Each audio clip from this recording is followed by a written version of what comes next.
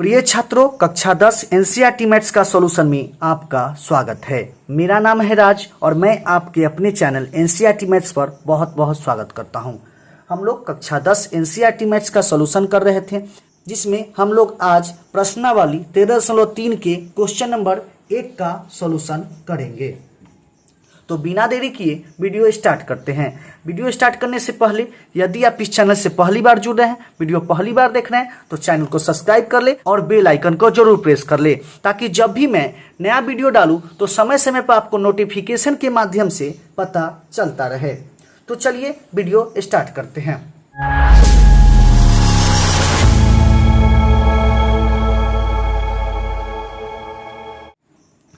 प्रश्नावली 13.3 प्रश्न संख्या 1।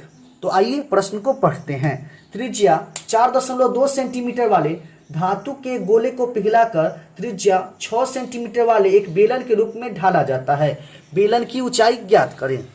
तो प्रश्न में त्रिज्या 4.2 सेंटीमीटर वाले एक धातु का गोला दिया हुआ था, वह बना लेते हैं। यह एक धातु का गोला है जिसकी त्रिज्या 4.2 सेंटीमीटर है। क्लियर है। इसको पिघलाकर एक बेलन के रूप में ढाल दिया जाता है।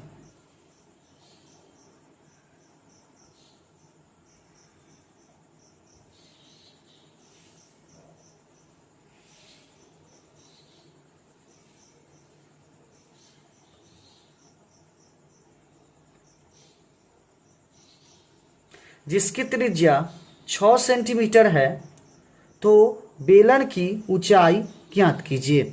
तो प्रश्न में जो बोल रहा था वह हम चित्र बना लिए। क्लियर है।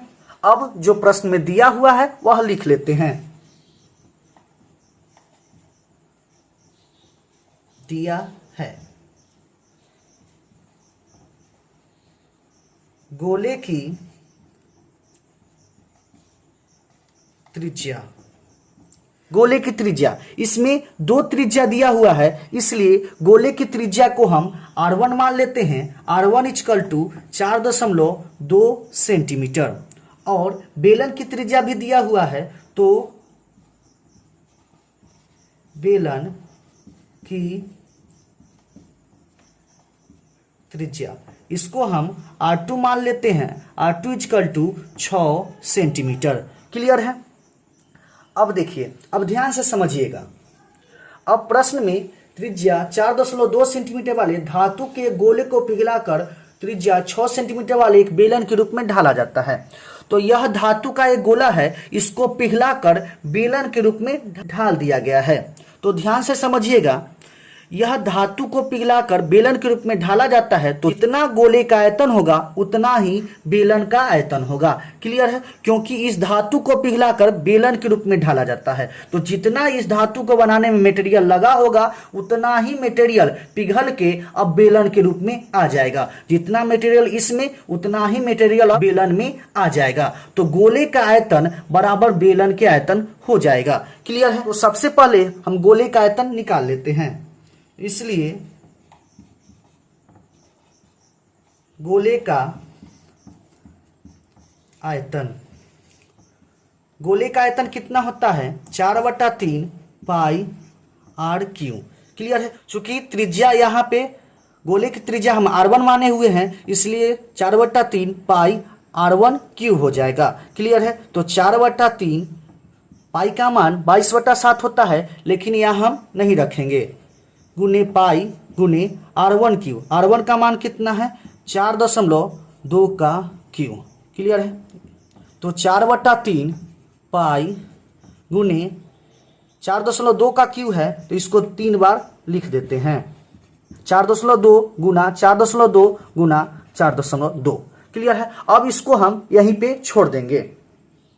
अब आगे क्वेश्चन में इस गोले को पिघलाकर बेलन के रूप में ढाला जाता है, तो जितना गोले का आयतन होगा उतना ही बेलन का आयतन होगा। तो यह हम लिख लेते हैं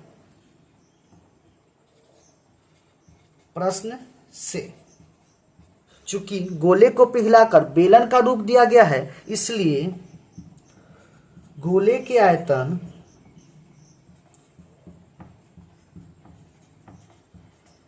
बराबर बेलन का आयतन।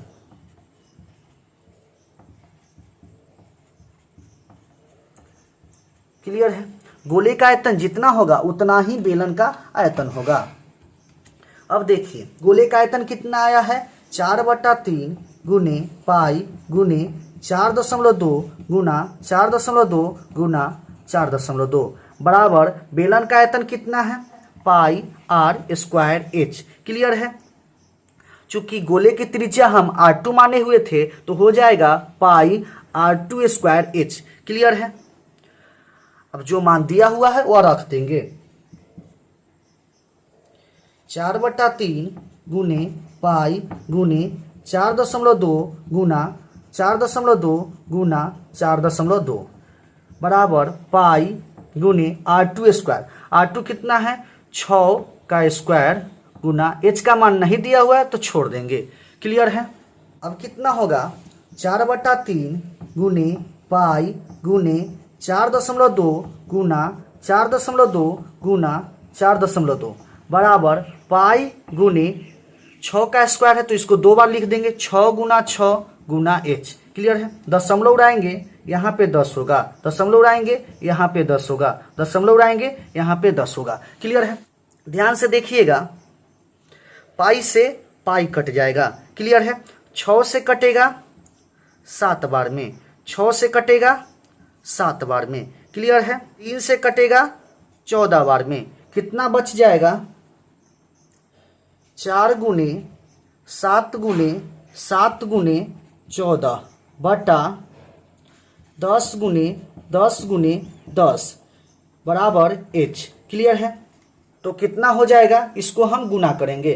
क्लियर है। तो गुना करने पर 2744 बटा 1000 आएगा। क्लियर है। बराबर h।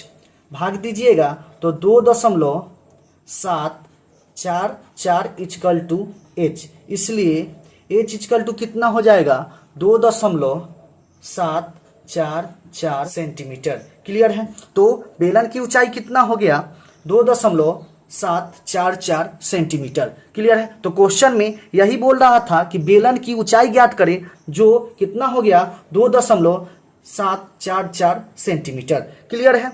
तो उम्मीद करते हैं आपको क्वेश्चन समझ में आया होगा। क्वेश्चन समझ में आया है तो वीडियो को लाइक कर दे और ज्यादा से ज्यादा अपने दोस्तों के पास शेयर जरूर कर दे और चैनल को सब्सक्राइब करना मत भूले। चलिए मिलते हैं नेक्स्ट वीडियो में नए क्वेश्चन के साथ, तब तक के लिए धन्यवाद।